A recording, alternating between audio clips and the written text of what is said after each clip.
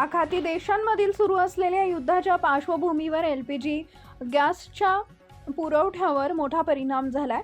त्याचा फटका आता सोलापूर शहरातील हॉटेल व्यवसायाला बसू लागलाय।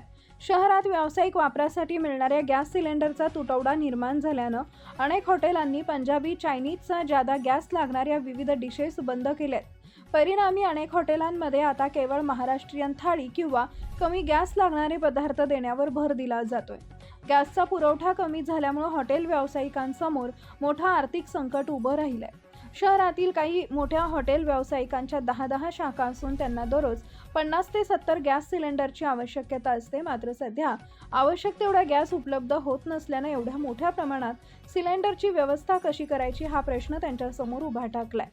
परिस्थिती हाताळण्यासाठी काही हॉटेल चालकांनी इंडक्शन कुकर, कोळसा, भट्टी अशा पर्यायी साधनांचा वापर सुरू केला असला तरी त्यातून अपेक्षित वेगानं सेवा देणं कठीण जात आहे। त्यातच पंजाबी आणि चायनीज डिशेस बंद केल्यामुळे ग्राहकांची संख्या देखील कमी झाली आहे।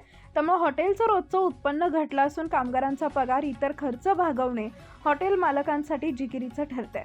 LPG पुरवठा लवकर सुरळीत झाला नाही तर काही हॉटेल तात्पुरते शटर खाली ओढण्याची वेळ येऊ शकते, अशी भीतीही शहरातील व्यावसायिकांनी व्यक्त केली आहे।